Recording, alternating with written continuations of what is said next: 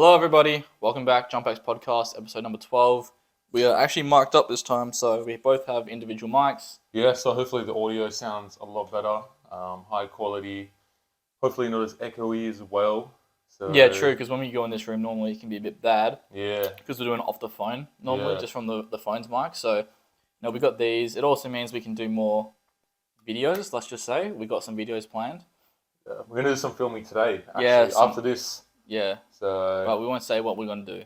So, we'll keep it nice and confidential. But as you can see, wireless mics, you kind of get the idea of what we're going to be doing. But today, the topic, discussion, is the highest jumpers in the world, or who we think are some of the highest jumpers in the world, just in our field of work, and also what makes a good jumper, and why these people are such great jumpers. Like what qualities do they have that make them so elite?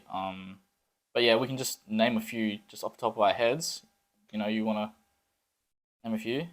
Yeah, so we got Isaiah Rivera, Daniel Cabella, Stephen Holmes, and King Dak. Yeah. King Dak. So Isaiah was at dunk camp. King Dak was at dunk camp. Yeah. So I feel like if anyone... That was the first time he was there, King Dak, right? Yeah. Yeah. Oh, bro. Christopher Spell, Against All Odds Athletics. Yes. He's definitely up there. Yeah, he is.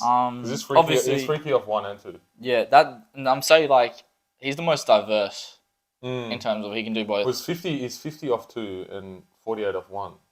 Was it actually 50 off? Did they verify his reach though? I don't know. Because I feel like he's 50 and Zay's 50.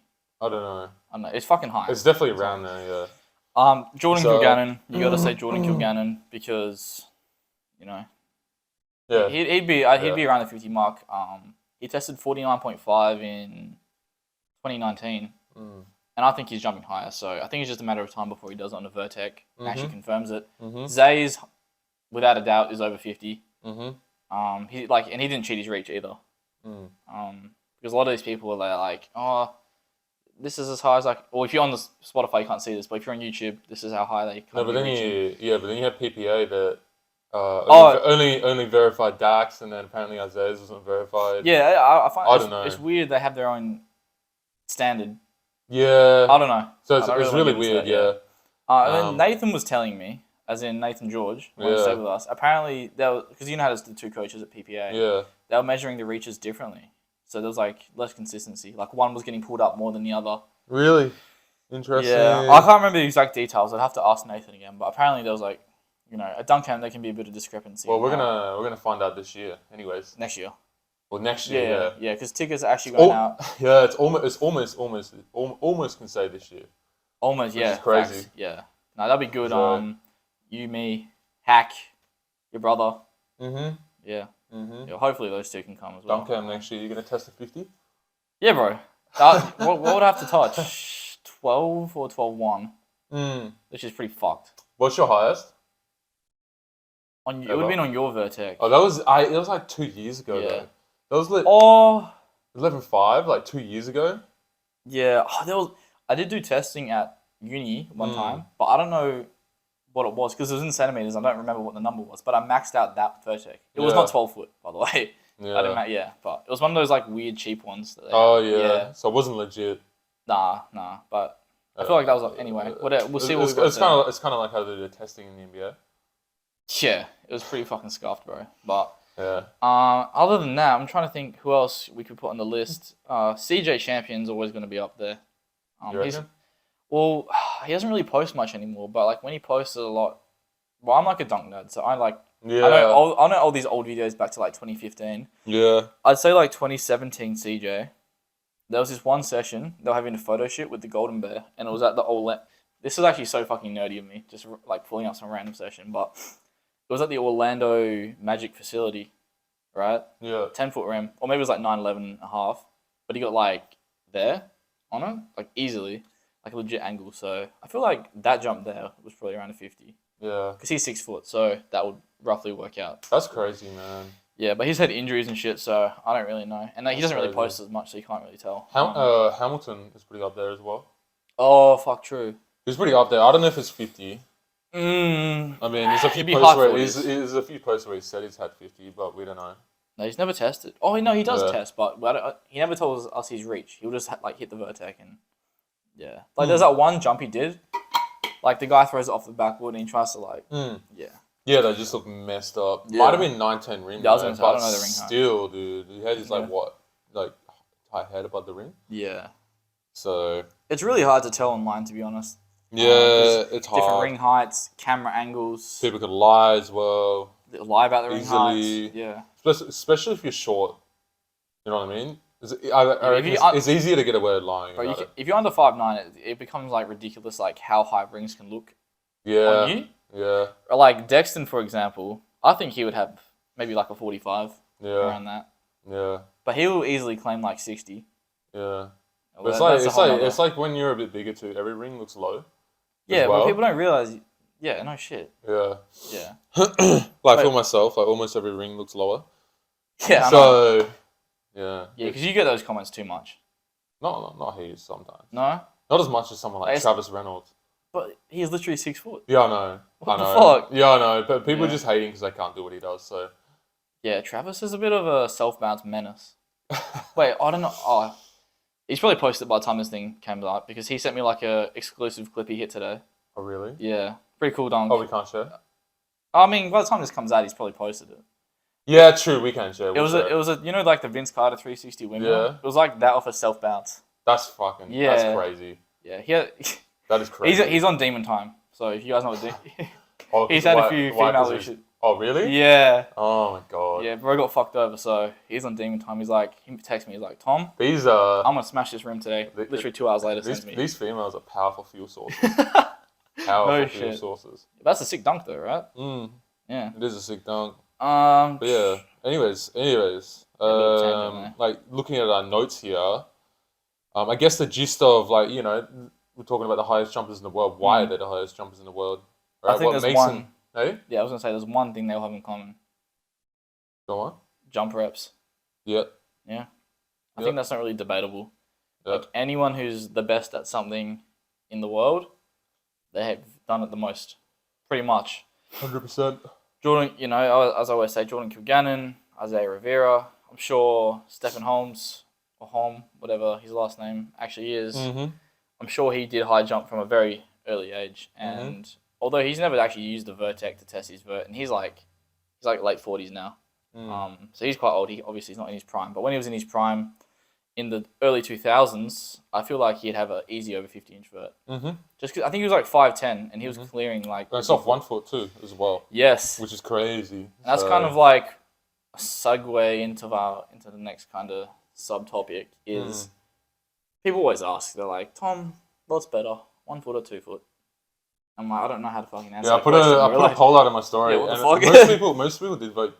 Like I put a poll out on my story, which jump style has the most potential or highest ceiling, right? And a lot of people on that poll voted 2 foot.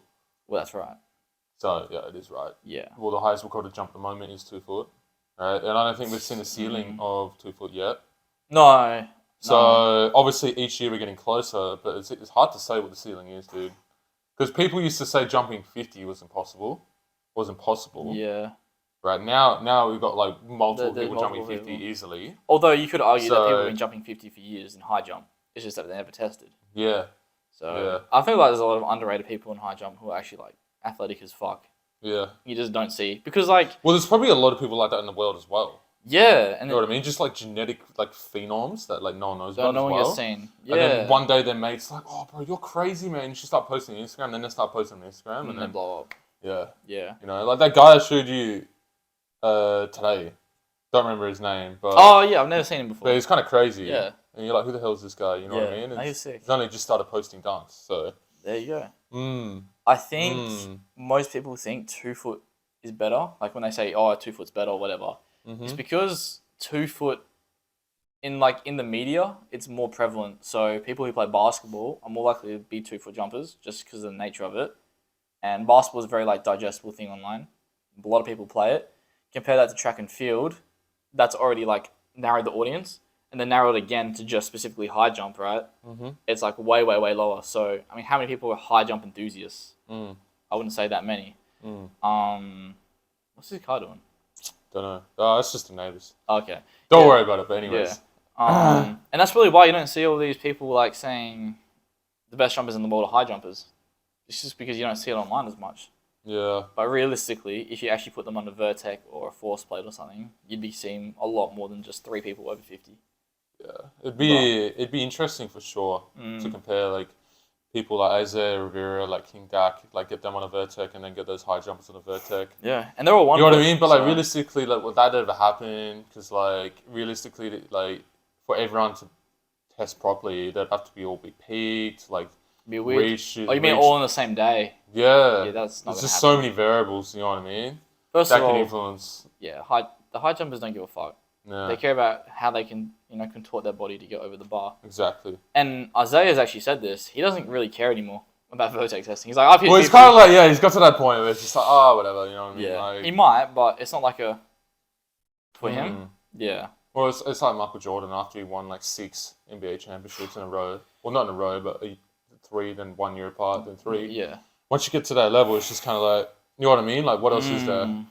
So, yeah. Yeah, well, he finished on top. And that's something, it kind of always leaves a question mark when athletes finish on top. And then there's like the other side of it, the guys who almost go a little bit too long. Like, I don't know, who's a good example? I feel like, I don't obviously like, I don't like trash talk Kobe. But he did not retire at his prime. Yeah. And then maybe like Tom Brady. Yeah. Bro retired, and then he was like, no, I don't really want to spend time with my family. Let's go play football. He's like, fuck this. Yeah. And then and all that shit happened. But yeah, well, it's like LeBron at the moment too, with how long he's playing and stuff. I want to say he's been in the NBA like 18. No, but he's been in the NBA longer than he hasn't been in it, right? Oh, like, really? Do you understand what I'm saying? Yeah, as in like more of his life. So life. what? He's 20 years into the NBA and he's 38. That's fucked. You know what I mean? But he got in the NBA at 18, right? Yeah. Yeah. 18, and he's almost 38, right? So he's been in the NBA 20 years. Yeah. And he was only 18 years out of the NBA. Yeah. Because of his childhood and up until he was 18. So that's what I'm trying to say. So he doesn't really know much. He doesn't, you know what I mean? That's his life. Like, it is. Yeah. I feel like if he retired, he'd be like, what do I do now? But I feel he's got a lot of quests to do, to be honest. I feel like if he retired, he would like just conquer like something in the business realm. Yeah. Just something like that. He already has, bro. Like, because it's hard, bro. Like when you got that sort of mindset, that competitive nature, like even like yourself or like myself, you know what I mean? When you get to that point and like it's hard. We just can't not do nothing with our lives. What do you do next? You know what I mean? Yeah. There's always something to conquer. Yes. It's always nice having like a goal to conquer, for sure. But yeah, anyways, getting back to the podcast, like what makes these guys the highest jumpers, right? So first of all, obviously we say jump reps. They've been doing their sport since they were kids. Yeah. You see that in every sport. All the best people, pretty much all the best people have been doing it since they're like 5. Basically, like when you can start walking and start like doing coordinated skills at a decent level. The very, very top guys, there has to be some level of genetic potential. I wouldn't say any of all these guys are like the bottom of the barrel in terms of genetic potential. Yeah. Genetics definitely play a part. They do. Like, I wouldn't say Isaiah Rivera's got shit genetics. No, by no means. And then people always say like, oh... Well, I mean, he got to like low 40s without training. Or he was training, but not like how he's training now. It's just general strength. Yeah. Yeah, it's like, whatever. So... Yeah, people always say like, oh, where did you start from? Well, it's kind of hard to tell like what your actual true starting point is because, you don't necessarily count it as training, but everything you do up until you actually start going to the weight room is training at some level. Doing jumps, doing like fucking basketball games and stuff. So, these people who start at a really low level and they can't even touch a ring, and then you see them 2-3 years later, their head's at the ring. Yeah, it's, maybe it's good training, but maybe they were just so undertrained, like couch potatoes, but they didn't actually have any like realization of their vertical gains or whatever. Like, think of that same person who started as a couch potato and got their head at the rim. Imagine instead of a couch potato, they were playing basketball 2-3 times a week. Their starting level would have already been higher, so that transformation wouldn't have been as dramatic. No, 100%. But all these guys had like so many jump reps from an early age, right? That's something. Obviously, I was playing basketball, so I did have a lot of jump reps, but not in the fashion like I needed. You know what I mean? They weren't max jump dunk. No, not a whole lot of that sort of stuff. Where you're a bit different in that department as well. You had quite a bit of jumping. Yeah, right? maybe 17 to 19 was a bit outrageous. Yeah. The everyday sort of thing. Yeah, Like, so you probably started like a little bit late, but it was still like early enough. You know what I mean? Yeah. I mean, I feel like I was on the later side of puberty development. Mm-hmm. So maybe it wasn't necessarily a bad thing. I didn't start at like 14. Because if you look at pictures of me when I was 14, I don't look 14. Compared to some of these guys in the US, you're like, bro, you're not 14. You're like, bro, even like a year ago, looking at pictures of you, it's funny. And you though. To be fair. Yeah. Like we've both changed quite a bit. Men take so long to mature, hey, to actually look like men. I swear. But anyways, that's another topic. Yeah. That's another topic. Yeah. That's for a male self-improvement podcast coming out soon. That'd be sick. Yeah. Bro, you haven't reached your potential until like at least fucking 35, bro. Yeah. That's actually so true though. Yeah. Like, you're gonna keep looking better. You know, you can keep making strength gains. Yeah. Like always financially, men hit their peak like fucking 30s, 40s. Yeah, no, legit. Which is facts. Fucked. Facts. Yeah. Again, that's another. That's another topic. But yeah, anyways, getting back to what makes these guys the highest jumpers, right? So that's one thing. The other thing is too, like most of these guys, especially the guys that train really hard and work for they're very, very strong. Very strong in the weight room. Most. Yes. Most. Yeah. All Isaiah is. That's what I'm saying. Like the guys that have that do train and. Oh yeah. Okay. Yeah. Sorry, my bad. Right, they're very very strong. Right, so like against like Chris, right, against the odds athletics, he's pretty strong. Like, he's very strong. He puts a lot of work into the weight room. He is. Isaiah, he squats 4 plates. Yeah, four in a bit. Yeah. I've never seen Stephen Holmes train, so I'm not sure about him. There's not that much footage. Obviously, Daniel Cabet, he's a bit of a freak, isn't he? As well. He's a weird case, bro. Like, he's very.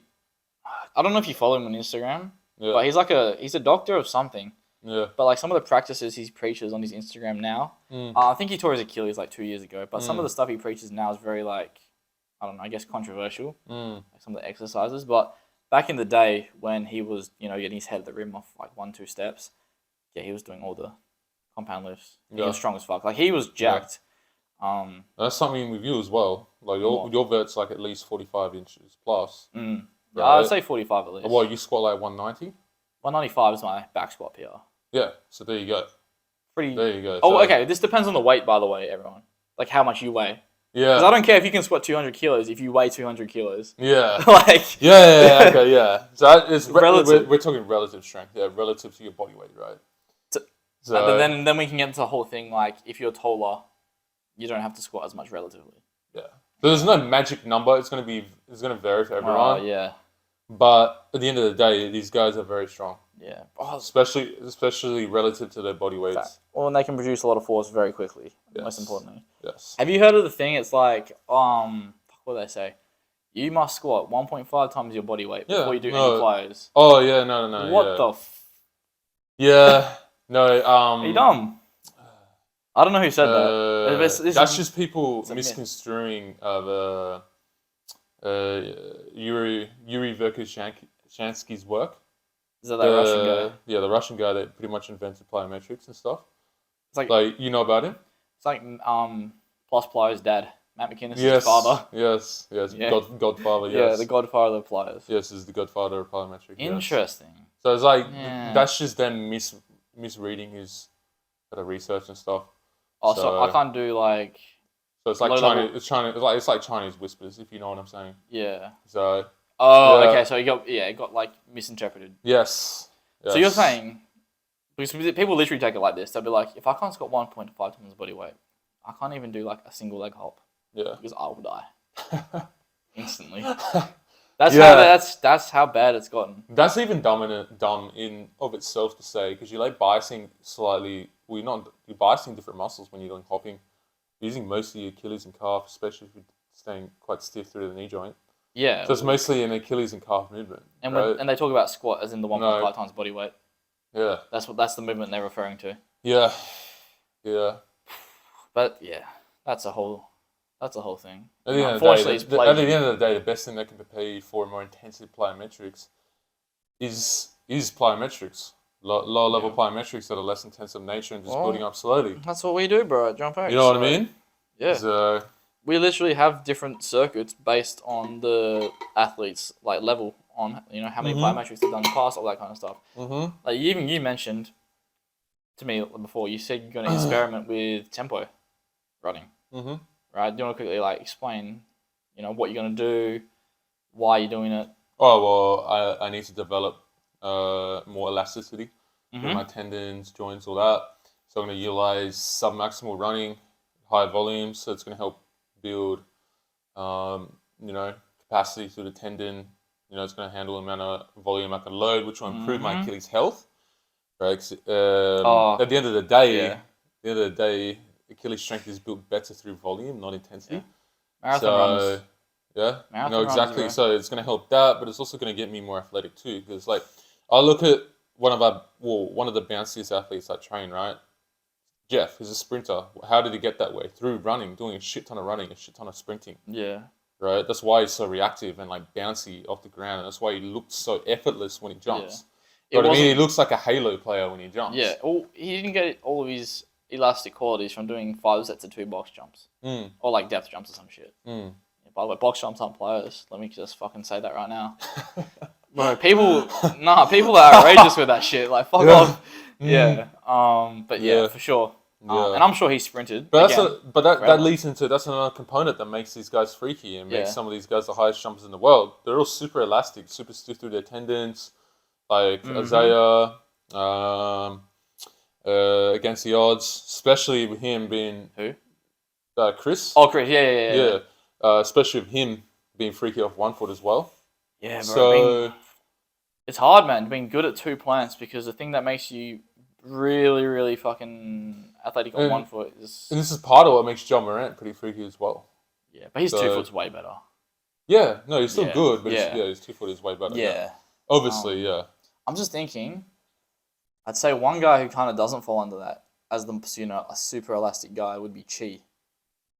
Yeah. Yeah, but that's where he's not that good at approach jumps, right? But he's still pretty good. He's still at 47. Yeah, but you watch him jump, you can tell. Yeah. Yeah. You know what I mean? And that's why he works so much on plyos now. He's trying to improve that. Which is weird though, because he was a track athlete, so I'm surprised that he doesn't, you know, favor towards that side more. But that might just be genetics. Probably, yeah. It's genetic makeup as well. Tendons are softer, so they're easier to tug on. So very good at standing jumps. Very good at standing jumps, man. Yeah. Same with Chris Spell. Yeah. But that's also very like a strength based thing. You're pretty decent at standing jumps. It's as well, but I think that's just partly because of your strength. But your tendons are also very stiff, so that even though you're pretty decent at standing jumps, like you're not like crazy, but you're pretty decent. You know what I mean? Yes, it's average. Maybe above average. But I think it's partly because your tendons are so stiff. Your tendons are so stiff, so they're harder to tug on, so they take a lot more force to tug on. So that's where your approach jump goes through the roof. You know? Well, it'd be like a 6 to 8 inch difference. Yeah. Which is good. Yes. Which is good. What would what yours be around the same? Probably, yeah. I'm not that good at standing vert at all. Oh, what would your standing be? Fuck. What, me? Yeah, I'm trying to think. What do you even know what it would be? I don't know if it would be in the 30s. Okay, no, relax. No, it'd be like 32. I don't know. So then, yeah, that makes sense. About 8 inches, 40, around 40. Actually, speaking of testing, we are actually doing JumpX testing tomorrow. Wait, tomorrow, yeah. Yeah. We're getting 10 of our athletes, 5 people who aren't on JumpX, but, you know, live in Perth. And we're testing their verts. We're running through proper warm-ups. We're getting legit measurements on their height, weight, standing reach with their fucking arm like pulled out of their socket. I'm in charge of that, so I'm gonna make sure no one cheats it. What else are we measuring? This one, wingspan. Yeah. But I'm gonna stand on a chair and like pull their arm up. I reckon Hayden's gonna have the highest wingspan, longest wingspan. I mean. Oh, not Sam. Hayden doesn't have long arms. Bro, I don't know. Yeah, we'll see. We'll see, but anyways, what makes these guys freaky? All right, strength. There's one thing. Most of these guys, especially the guys that have built their balance, you know what I mean. Obviously, genetics play a part. Very strong. Yes. Like some of these guys are just genetic freaks.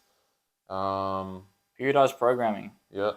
All the best people in the world have some kind of coach or program that they're on, and they don't just go into the gym. They don't just walk into the gym willy-nilly. Oh, I feel like doing this. I feel like doing that. Oh, I'm not sure what I'm going to do today. I'm going to do this. You know what I mean? They're on a proper like program that they're structuring to obviously get the best outcome possible, right? They're planning their training, right? I feel like and there's a saying, right? yeah, If, something like fail to plan. just planning to fail. Yes, Yes, I know that. it's One. very true, man. It's very true of their training. Yeah. So A lot of these. yeah, I'll say a lot of these guys have I'll say the best jumpers definitely have very varying jump days.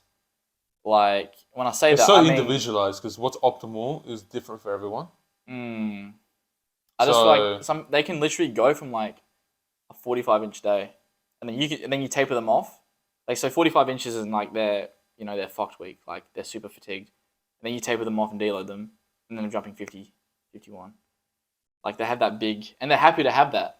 That's also very important. Like a lot of these guys who are scared to train hard because they're like, oh, my vert's gonna go down, but it's got to go down to come up, right? It's very important in stomaching the hard training sessions, and I think it was work ethic as well. Yeah. Oh, I mean, bro. a couple of these guys are freaks. Yeah. Right, but like King Dak, Isaiah, Chris, they all work very, very, very, very, very hard. Like you can see it on their social media. They're posting their training. You know what I mean? Like I put it out there. First time I saw King Dak, I thought it was just a genetic freak. But then I've gone on Instagram. I've seen what he does. He actually trains very, very hard as well. You know what I mean? And is actually quite intelligent in terms of how he approaches things as well. Yeah. So I was actually quite surprised when I saw that, and it's like refreshing to see. You know what I mean? It's good. Like I love seeing that sort of stuff. Yeah. From people, you know. We had this talk in the gym a couple of days ago. Not going to mention any names, of course, but we know a lot of people in person and also online, but also in person, who are very genetically gifted, and we always find time and time again their work ethic is ass cheeks. Because it's given to them. Yes. It's given to them. They'll do one session and be like, "No, fuck this. I'm happy with where I am," and they get complacent. Like, a 43-inch vert. Sick. Okay, well, you're never going to reach 50, are you? Because they're not struggling with any sort of pain or anything like that. Because, you know, they're already there. They almost take it for granted, right? But someone that's working for it isn't going to take it for granted. You know what I mean? Their pain is, oh, I can't jump high, you know? Or, you know what I mean? Yeah, like, yeah. Like, the biggest reason I work so hard and have worked so hard to improve my verticals because I wasn't a genetic freak and I didn't want to, like, go throughout my life and not be able to dunk and hit a dunk. And yeah, it's annoying. Yes. Yeah. Yes. And also, it's just fun, man. Like, training, I mean, for me at least, I love training. I love, like, throwing stuff at my body and seeing how it adapts, you know, day in, day out. See what works, see what doesn't work. It's like, yeah, it's interesting. Very interesting. Yeah. And all these guys who we just mentioned are actually coaches themselves. Yeah. Which is funny. Yeah. Because they've been there, they know what it's like to go through all that hard training, but they've also, like, learnt during that process. High level of knowledge for the most part. Yeah. You know what I mean? Not everyone on this list, but...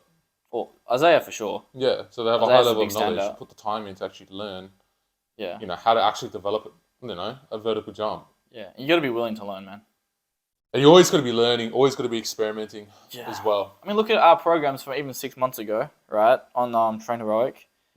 So different to what we do now. Because we're constantly learning new stuff and adapting, getting better and better and better and better. Yeah. You know what I mean? All right, so the camera cut off, but... That's still going. Yeah, that's still, the audio's still going, but getting back into it, another factor is these guys possess a high level or high amount, of fast twitch muscle fibers as well. True. Type 2X, Type 2A. Yeah.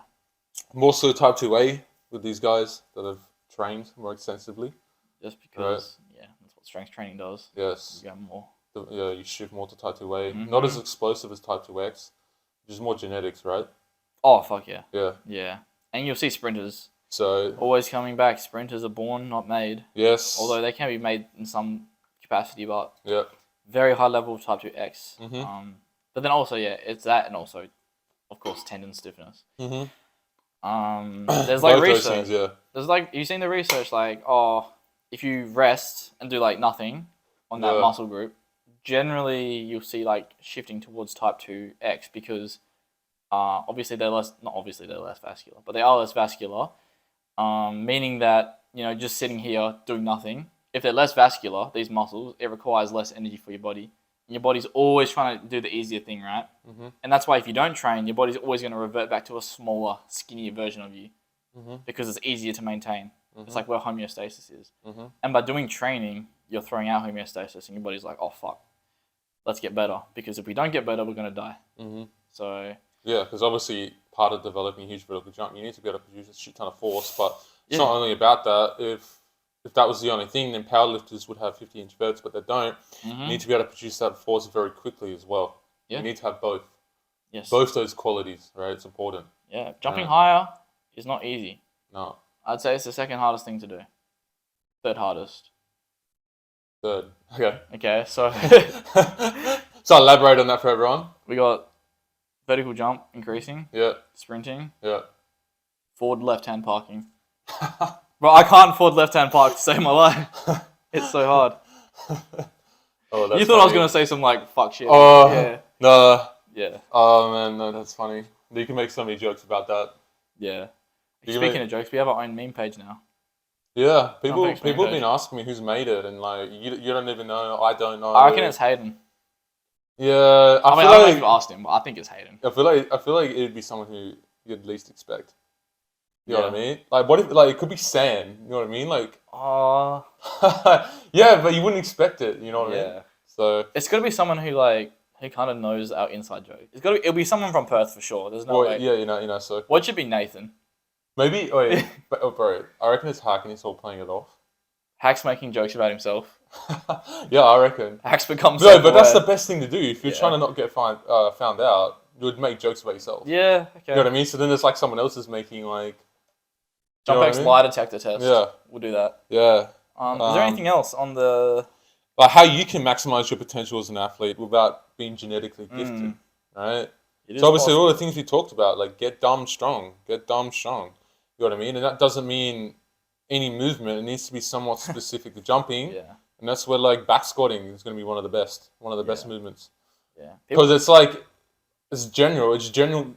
Deep back squat is general, right? But you don't want it to be so general like a deadlift, right? It needs to have some sort of transfer, right? Yeah. So it needs to be somewhat specific or quote unquote specific. So I guess where you get like... There's a spectrum. Yeah, there's a spectrum. Specificness? Yeah. Yeah. Yeah. Yeah, so like getting dumb strong on movements like that. But don't become a powerlifter. That's going to be a big key. Yeah. People here, you need to get strong to jump high, and they become powerlifters. Yeah. No, yeah. You know. It is very different. That's one thing. Get super fast, right? Get super fast. Sprint a lot, you know. Plyometrics, power movements, all that. Get elastic. Yes, get elastic. Expose yourself to a lot of plyometrics, a lot of short ground contact times, all that sort of stuff. Yeah. And don't expect it to happen straight away. All right, this stuff takes years. Oh really? Yeah. I don't know. And consistency, you could be doing everything right, but if you're not consistent, you know what I mean? Yep. Yep. I love bamboo analogy. Yep. I always say this to people who are like, especially for people who are like really well trained, it's hard to make those little gains. But sometimes it'll be like the bamboo tree. So if you don't know about it, right, literally it won't grow for years. All right, it'll be like this little fucking stump. Then all of a sudden, in 1 year, it'll become like 10 meters tall. And that's sometimes like that with vertical training. You can be like banging every day, day in, day out, and you're not seeing any progress. And then 1 week, make like 2 inches again. And you're like, oh, why did that happen? It's because of all that previous work you've done. You're only just realizing your gains now. So just keep consistent. Keep, turning up. That's the one Zay always says. Even when you don't feel like it. Turn up. It's normal to not feel like it some days, but you just gotta sit yourself down and realize, look, this is how you actually get somewhere. You know what I mean? You grow up. That's the difference, bro. That's the difference. If you only do things when you feel like it, you're gonna end up like everyone else. Yeah. If you don't want to end up like everyone else, you're gonna do things when you don't feel like it. Yeah, and you will thank yourself for it as well. You always have you ever had a session you do not want to go? You finish your session, you're like, you feel good. You feel like you've accomplished something. And you're gonna get more better. But those days you don't want to go, right? Your body's resisting change. Those are the days you especially have to go. Yeah. Because those are the days that are gonna count. But there's a line with that too. Okay, if you feel like what you're gonna do is gonna injure you, then obviously, you know what I mean. That's a different story. Go watch I was gonna say, go watch the auto regulation podcast we did too. Yes, go watch that auto regulation podcast. Yeah. So we're not saying just go balls to the wall no matter what, even if your Achilles hurting or you strain a muscle, whatever. You know what I mean? Hack. Yeah. So go watch that podcast. That'll give you more information. But anyways, we'll cap that one off there today. I was just gonna say, speaking of Achilles, you want to tell them why you should always stick to the program? Your example? Wait, what do you mean? The B skip with Tash. Yeah. I did one B skip off program and my Achilles pain went up. But yeah, that's a topic for another day. Yeah. Anyways, finishing off the podcast. Yeah. If you guys are looking for training, guaranteed results in your first 30 days, or you get all your money back. All right, send us a DM on the JumpX page, just podcast to inquire. We'll get in touch with you. We'll get you set up from there. Anything else you want to add? You can send a DM to our own personals if you want. Yeah, send whatever works. Send podcast to Tom's Instagram or my Instagram, so we know you're from the podcast and you're listening. Give us ideas. If there's any topics you really want us to speak about, leave it in the comments. Yeah. If there's anything you guys want us to touch on, leave it in the comments. We're happy to hear and we're happy to take on ideas. For sure. So, but yeah, there you go. Hopefully you enjoyed episode number 12. We'll see you in 2 weeks for episode number 13. Undecided topic, but yeah. Yeah. So definitely let us know. Bye. Peace. Cool.